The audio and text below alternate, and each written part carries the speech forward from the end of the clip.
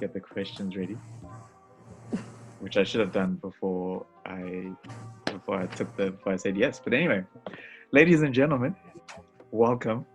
It is your boy, your resident Black Spider-Man, Karabo Mdluli. We are here, and I'm joined by someone very special, someone very talented and funny and all that. But I'm going to let her do the introductions. Who am I speaking to? You are talking to King_Kemi with 2 eyes.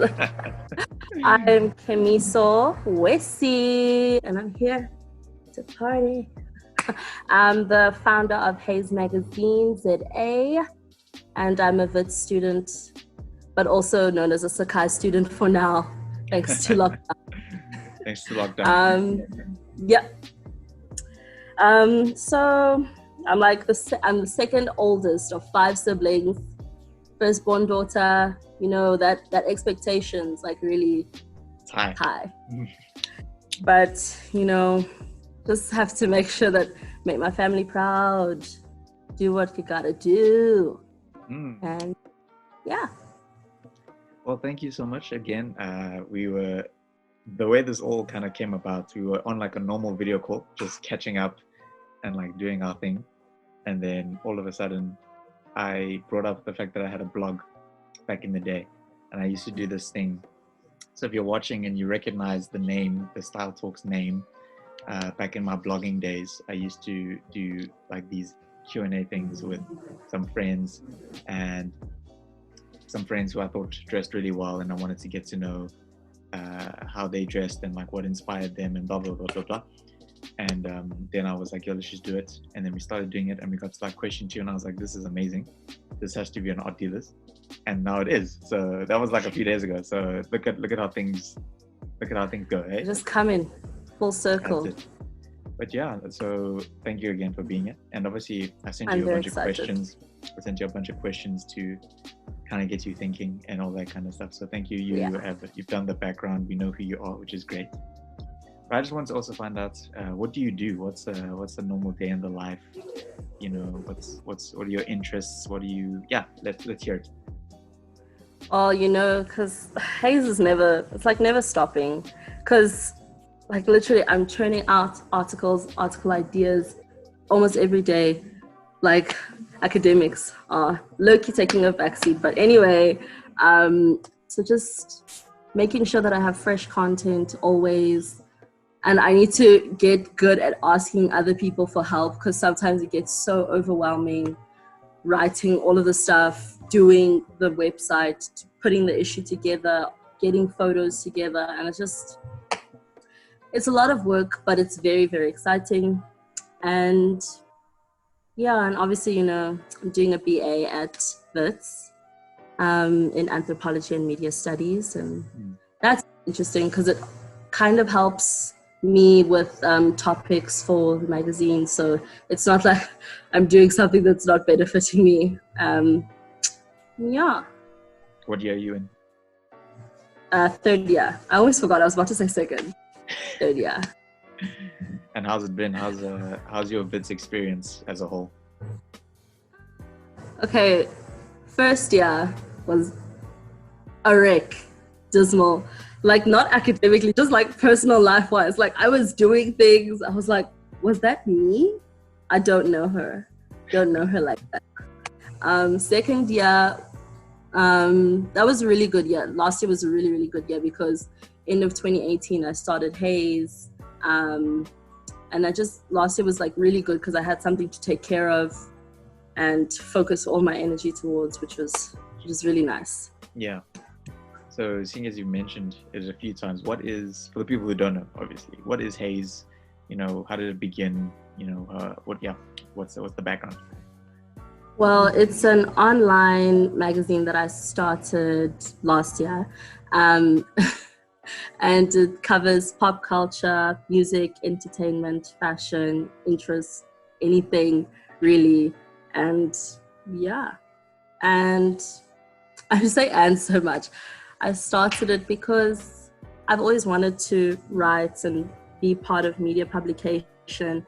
And I thought that I had to wait until I was finished with my studies to do it. But it was just like, because end of 2018, like I said, difficult, yeah. I was like, let me just do it, because clearly when I have too much free time, I'm doing things that don't make sense. So I just decided to start magazine. It's also really good to always have something to do other than schoolwork, just always writing and putting stuff together. Sure. And so it's very similar to like art dealers as far as like Yeah. the general content, which is really cool. So we're like in line with each other, which I love. But for people who are wanting to get something off the ground, I always like to ask the people who I chat to on art dealers, because usually they are either musicians or like you have a publication or do something like quite cool. What are those like first steps in like kind of getting it off the ground? I think sitting down with yourself, for even if it's like, it doesn't have to be in a day, it doesn't have to be in an hour, just sit down with yourself, maybe like for a week, just have a week to think about what you want to do, think about how you're going to do it, write down your goals, and just start it, literally. Because if you're too complacent and you're like, oh, but I don't know if people are going to like it or whatever, sometimes it doesn't matter if people are going to like it. It's the fact that you like it. Like when I started Haze, I think I had like 5 people going to the website. One of those people was me, constantly going into the website, like driving up the visitor percentages. But I think if you also just have people that support you, it's also really easy make something happen, because those people will share on the Instagram stories, tell other people about it, and then before you know it, like you have like 1,000 followers, you have maybe like 200 people visiting the website every day. And it's really easy if you find out what you're going to do, how you're going to do it, and don't be scared as well. Yeah, it's really good. Yeah. And what are some of the, because I'm sure it's become somewhat of your baby, you know, you wanted to do well. Yeah. What are some of the things that you found challenging? I think not getting affected by, let's say, like one issue does poorly or whatever, and like not getting upset about that. Because I had a mental breakdown end of February. I was like, nobody, like there was like 100 people that visited. This is not what I wanted. I wanted like at least 200, at least. That was like, that would have been a 50 more people than it was in January. And I was like, didn't happen. And then it really beat me up a bit, because I didn't do anything for March because I was dealing with that emotional turmoil. Yeah. But I think it's realizing that sometimes numbers don't necessarily matter as much as they do, but I think right now they shouldn't matter for me, because it's the fact that I'm actually doing it, actually writing, actually showing people what I'm writing, what I feel about certain things, and the numbers will come. But for now, it's just focusing on actually doing what I'm doing. That's awesome. And I guess the final question on Haze before we get in is like, what's like the process of like, you know, brainstorming to getting articles to publishing? What's your normal monthly kind of routine? Yeah. So how I come up, well, sometimes it depends. Like I'll spend 2 days just training out ideas. Like I'll write like maybe like 2 pages worth of ideas, and then I'll only pick 5 to do, and then the other 5 I'll be like, oh, this would be cool for maybe 3 months down the line, or when we get out of lockdown, whenever that is going to be. So just writing, doesn't even matter if it makes sense, if it's complete nonsense, just write it down, and then I just try and figure it out a bit, like define it, edit it a bit, think about it some more, get some pieces, like find other people that have written about the same stuff, and then just start writing. If I'm going to write the piece, then I try writing it as soon as I can before I lose momentum. And if I want somebody else to write it, I'll tell them about it obviously in advance, so their schedules aren't derailed by it, and they have time to send it to me, and I have time to check it and edit it, and just say, oh no, maybe you should do this, maybe go a different route or whatever. And then obviously covers kind of take a while. But we haven't been able to do photo shoots, so I just asked people if they could send me some really cool pictures, and that's what we've been doing for now. That's really sweet. Oh, that's awesome. But yeah, man, that's really awesome. I hope people can take away some of your ambition and just to kind of get stuff off the ground. And you know, I loved what you were saying, so hopefully the viewers also enjoyed it. But yeah, let's get into the nitty gritty. So as I mentioned, I used to do this. I mean, technically the blog is still up, it's not down. So I used to interview my friends, and I used to ask them about 10 questions or so, just on kind of personal style questions or like all that kind of stuff. And so we're going to go through all those questions because I do think you are incredibly fashionable. And and I think it will be nice to kind of revive this, because I definitely want to do this in video form, and as well as with art dealers as well. So let's just hit it. Question number 1 is, how would you describe your style? I've heard this question so many times from you, but it never gets easier to answer, because it's kind of difficult to pin down my style. Like, it's just, can I say everything? Is everything a thing? Yeah. Like, it's just, I just find pieces and I'm like, oh, this would work well together. So I don't think I'm necessarily focused in a personal, like in a specific style. Like, I'm not completely like logomania or Parisian chic or whatever. Like, I think I'm everything. Yes. Yeah. That's a great answer. I don't know why you were so scared. That's a great answer. Question 2 is, how do you think you found your style?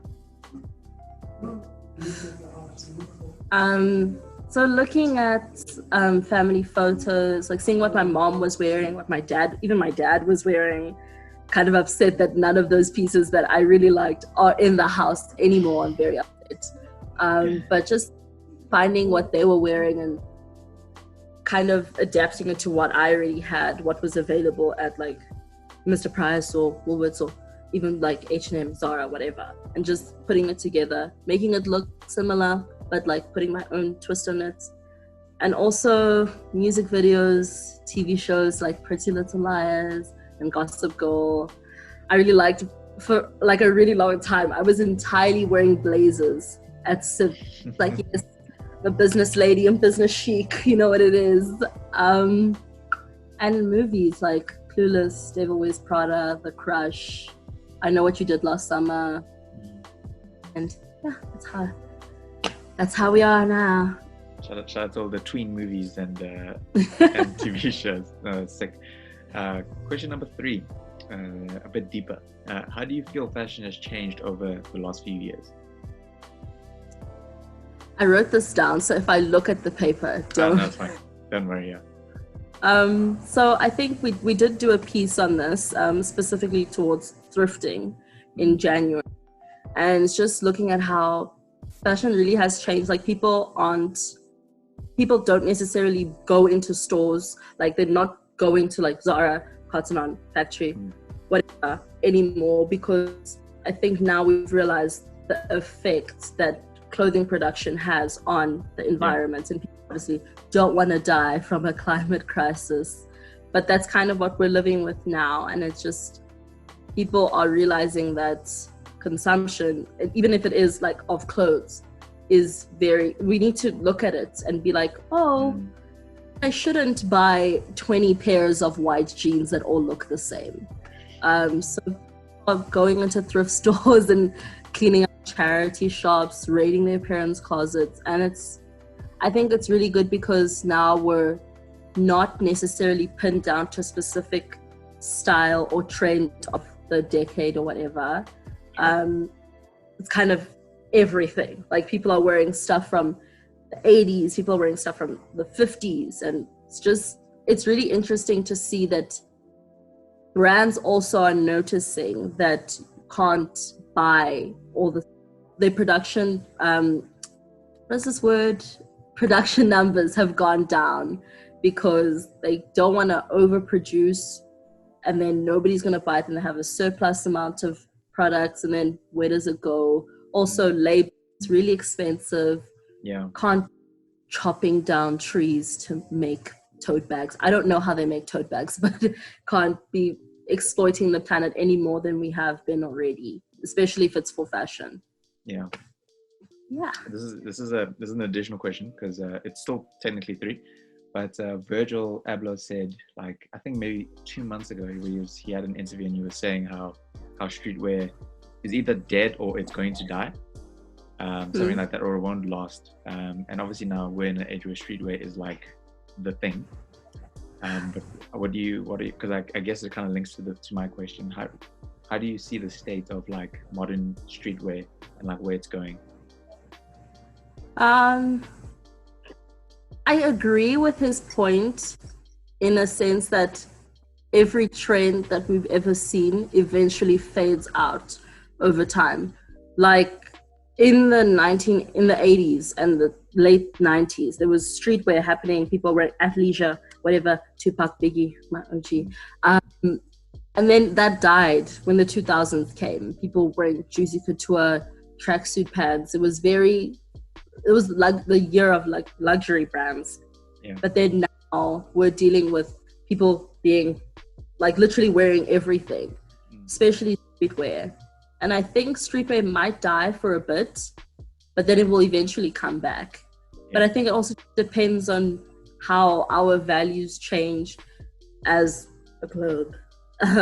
So if we go through a recession or something, obviously fashion will change like it did I think 2008. I think it changed in 2008. People stopped wearing all of these flashy items and they're just like, oh, maybe we should just tone it down a bit because we don't have money to be wearing fancy things. So I think it will, but it will obviously come back. Everything comes back.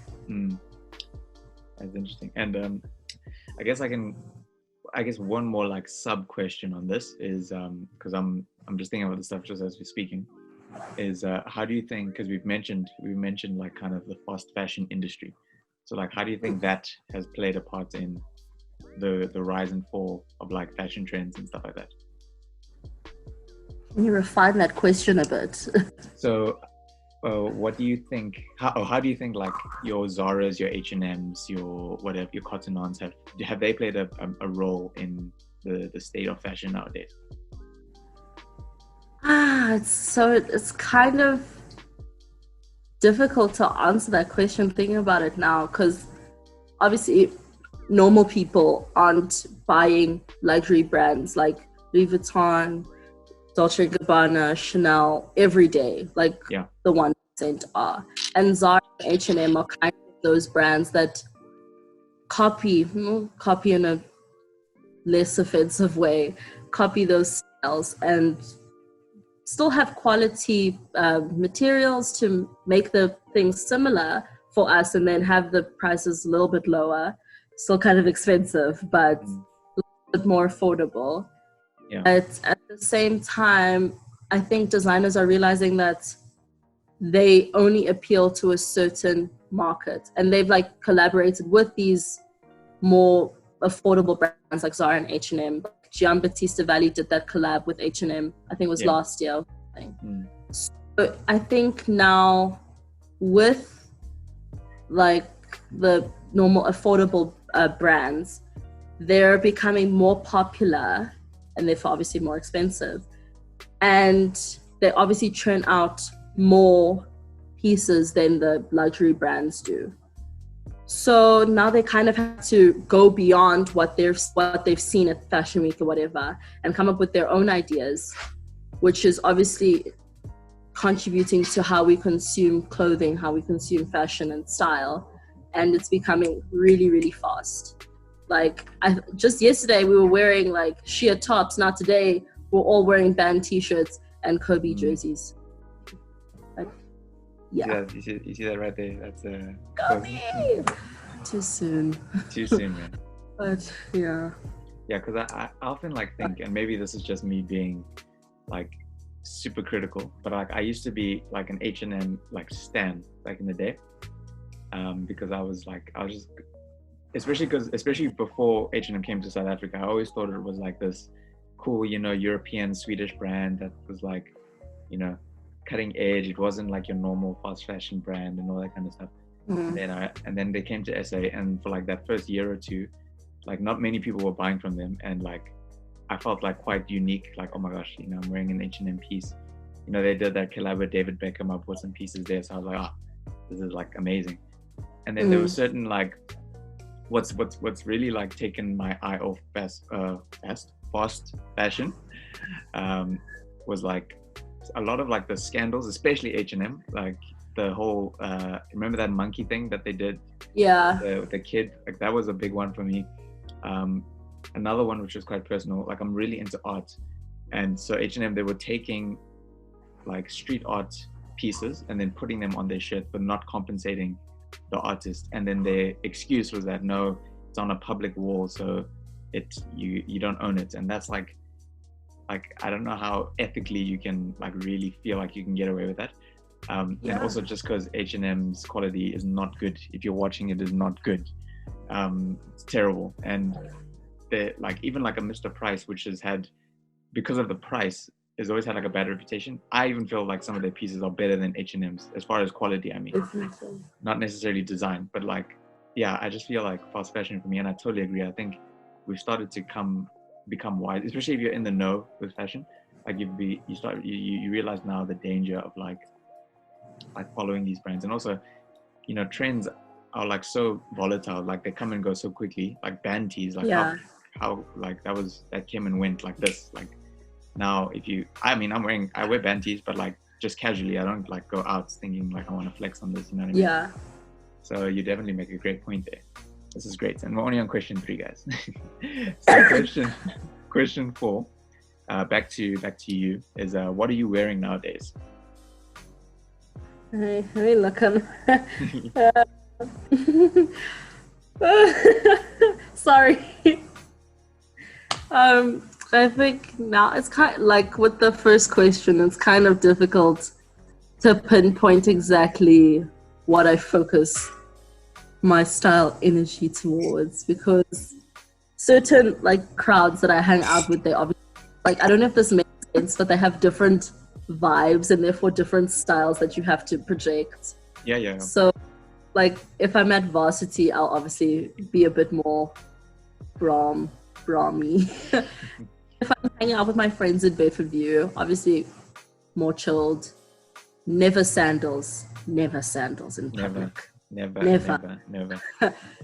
And I think now I'm just kind of finding my own self in my clothing, like just not necessarily looking at trends and what everybody else is wearing, just putting stuff together that I think would look really good. 10 out of 10 times it's a, my mom is like, oh my gosh, you look so cute. And I'm like, oh, ma'am. That's awesome. Question number 5.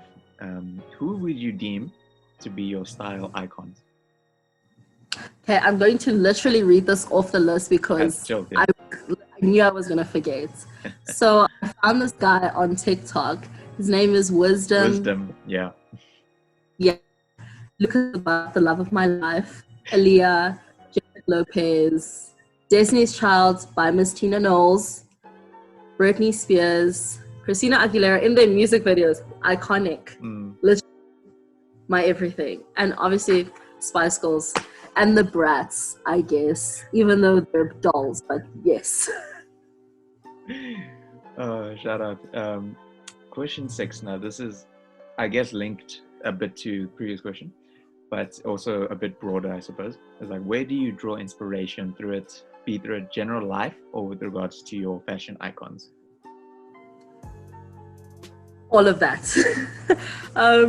But also just, like I said in the previous question, like about looking at my mom, what my parents were wearing, my aunts and my uncles and whatnot, picking up what they were wearing, like the vibe, and just trying to make it my own. Movies, like I'm talking old movies, like black and white kind of movies. Like, let me think. Some Like It Hot, Marilyn Monroe, Gentlemen Prefer Blondes. That's not a black and white movie, but still. Breakfast at Tiffany's. It's just like when I'm looking at those, like the old movies, I'm looking at when I'm trying to be classy, like high class things. That's what I'm trying to go for when I'm looking there. And then I think if I'm trying to just be like kind of relaxed, kind of like cutesy or whatever, then it's probably 90s, maybe 80s movies like Clueless, I Know What You Did Last Summer. I can't think of anything else. But yeah, I think also music videos, obviously. Yeah, for sure. Question number 7 is, how important are name brand pieces to you? Name brand pieces of clothing to you? I'm trying to resist the temptation not to swear, but I don't care about name brands. Like, I couldn't care less about them. They don't matter. Because you can spend 1,000K at Louis Vuitton, but then you only wear that piece once. Doesn't make sense to me. Doesn't matter. Yeah. And I think it's the worst thing that I've ever experienced in my whole life is somebody putting down certain stores because of how affordable they are for other people. They're like, oh, I don't shop at Pep, I only shop at Zara or whatever. Like, dude, nobody cares. Literally nobody cares. Like, you can find, if you look hard enough, and if you are so set in your own style and your own personal experience with fashion, it doesn't matter where you get your clothes from. Like, I found a killer pair of jeans at Pep for 70 Rand. People were like, oh my gosh, did you order this online? No, got it right here. Right here. If you find a piece that really connects with your own personal style and you know how you're going to wear it and you know how you're going to look in it, it shouldn't matter where it's from, or it shouldn't matter how much it costed. Costed is not a word. How much it cost. How much it costed, yes. Yeah, I think like not to, so we can get both sides, like not to anyone who is watching, who is a name brand stan, this is no hate or no shade whatsoever. Like, obviously buy wherever you want, like go do you. I mean, I'm a brand guy for sure, but I'm not rich enough to afford the brands that I would like to wear, so I make do with what I can afford. But why? But then my follow-up question to this is, why do you think brand names are so important to certain people? I think it also just because, you know, as a general, well, for a long time, as a general society, we've always valued people that have money. And obviously, if you can afford name brands, you have money. So people buy all of these brands because it shows, obviously, that they have money. And hopefully, maybe if I have like the latest Balmain top or whatever, people will like me, I'll be valued as a person or whatever. But sometimes it doesn't really matter. Yeah. It doesn't matter. I mean, listen, if you can afford it, do you, man? Like, do whatever you do, whatever makes you happy. If you can afford it, buy me something. Yeah, I'll take whatever. Eh? I'm not complaining. I'm not complaining at all. Yeah. Question number 8 is, what are your favorite pieces you're enjoying the most right now? So, you know, shoes or jeans or whatever from your wardrobe, of course. Oh, I had to think about this. Oh, I found this amazing pair of white suit pants. I think they're Calvin Klein. I don't know.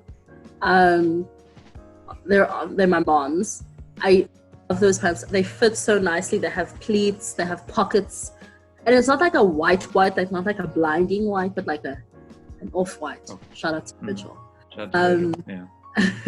And I have this top that I got from Factory that says, talk, sugar honey, I see, get bit. And I think I wear it, I don't want people to talk to me because they're like, ooh, she's so edgy. And I'm like, yes, I am. And the suit it's black and it's got white stripes. There's pants and a jacket. It's my grandmother's. I really like the pants. The pants also fit really well, but there's no pockets or belt loops. I can't put my drip on it. I'm so sad. And I think, yeah, that's pretty much it. Oh, snap. That's cool. So are you more of a thrifty person? Is that where you have kind of started to find a lot of your style pieces, a lot of your pieces? I don't really go thrifting, like to a store. Like I thrifted my parents' cupboard. It's for free. But I found some pretty good pieces at like my siblings' fun day. Their fun day, they have like I don't know what to call it, like a secondhand shop or whatever. They have some really nice pieces.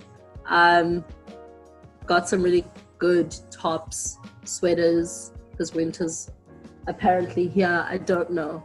But yeah, I'm thrifty to an extent. I've never gone to a thrift store though. Unfortunately, I would love to. Can't do that now.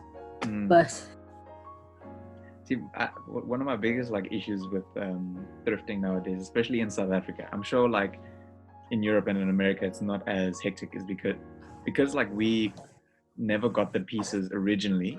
There's already a markup, and now when people are trying to sell them as like secondhand goods or secondhand pieces, they're selling them almost at retail price and all that kind of stuff. I'm like, I'm not gonna pay 1,000 rand for like a hoodie from the 90s. It's never gonna happen. I don't care how nice it is. Like, it is not a brand new item. I'm not spending that much. Like, I've bought some stuff from like really cool IG, like shout out to Josie Thrift and like Hype Thrift and Gully Closet. I'll put all of it in. I'll overlay it on screen. We also interviewed them in Jan, but anyway. That's what we like to hear. So like shout out to all these guys who are like, as far as, you know, putting out like really cool stuff, and as a hustle, I respect it. But I'm like, dude, I'm just like, bro, like I want these pieces, bro. I'm not gonna spend this money. Like I can't do it. Like I really, really can't do it. But I guess that's my biggest issue. So I appreciate your willingness to just scour in your parents' wardrobe, especially if your parents are fashionable. Love those people. Love it. So question 9, we're almost done. There's 10 questions. Question 9 is, what piece could you not do without for a week? Oh, let me look at my list. I lost it. Oh, yeah.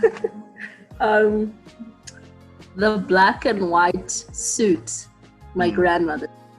So the pants, versatile. I can wear it with a band t-shirt. I can wear it with a plain black t-shirt. I can wear it with a bodysuit. She's a whole chameleon. Those pants, always changing. Yes. And then with the jacket, like I can wear the jacket with a pair of jeans, any random jeans. I could wear it with a skirt or a dress or whatever. So I think the pieces together, I literally can't go a week without it. Like if I must, I am probably at home if I have to do that. I won't exist without that combo. Without that combo, nice. I actually thought about it, and mine, for me, it would be like something stupid. It would be like my glasses. I don't think I could, because I can't see. But also just as a fashion piece, like I feel like they fit my aesthetic quite well. And the only reason why I'm not wearing them now is because of the glare that is coming off the screen. So I can sort of see you, but I just know you're here. That's all that matters. I think you're here. I don't know. Anyway, but question number 10, the last question of the style talks, is who are some people that you think have great style, either celebrities or friends around you, people you don't know, like people on IG, like it's just a time to shout out some people, you know. Okay, number 1 on my list, Rebecca Gordon. I thought you were gonna say me. I was kind of waiting for it, but my friend Bimpe wrote it down here. Kayla Naidu, she's a goat. My friend Fatima, Nikki, who else? My brother will kill me if I don't say this, but my brother Julian, he's got really good like street style combo. I like it. And then random people that I don't know, but I follow them because I'm like, outfit in. Peterson, she's a South African model. I love her style. Can you repeat that? Sorry, I think we lost you for a second. Repeat that. Wait, which part? Just before Peterson, that's all I heard. Oh, Jody Peterson. Jody, okay. Yeah, Lucas Abad again because I love him. because standard procedure that. Chloe and Halle. Some like some of the stuff that she wears on Grownish, I'm like, no, I can't get behind this. But you do you, boo. And also some people that I found yesterday answering these: Sierra, Nia, or Naya, Destiny Joseph, and Miss Chrissy, and also ultimate love of my life, Ryan Destiny. I love her. And that's about it. Am I not in this list? Okay, fine. You can also be on the list. I just want to know, like, I don't put so much effort into not being noticed. You know what I mean? Okay, and the last person ever on this list, like, I put this person last because, like, top tier things. Karabo, he belongs to the streets, but anyway. Shout out to the nose ring. That's all I have to say. But yeah, thank you so much for the insight as well. It's actually so nice to chat to someone who has like industry knowledge in a way, you know what I mean? Like, it's not just like, I mean, there's no shade on any of my other friends. Like, pretty much all my friends dress well, hence why I'm friends with them. But then not all of them are like into fashion. They just know what looks nice on them, so they're stylish, but they're not necessarily into fashion. And it's nice to be able to have these kind of conversations. So I am very thankful. And we were actually chatting and we're saying we must do this again in person. So Kemi will feature a lot on Odd Dealers. Haze will make a few appearances. I'll shout them out as much as I can.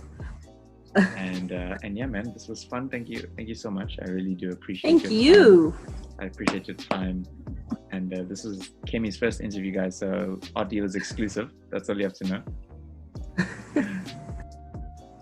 But yeah, guys, thank you so much for watching if you're on YouTube, listening if you are on Spotify, Apple, iHeartRadio, TuneIn Radio, or Pandora, wherever you're listening around the world. Thank you for listening. And yeah, man, Kemi, any final words that you want to tell the people? Oh, wait. Where can people find you? Where can they find Haze? What are the socials? Yeah, plug yourself. Okay. My social at Kemi with 2 I's. And then for Haze, well, like the profile thing is like in my bio, but for Haze, it's at Haze Magazine _ZA. And then it's got the link to the website in the bio. Very nice. Very nice. Thank you. Please subscribe and like and comment. Thank you. Yes, please like and subscribe. Hit the ding.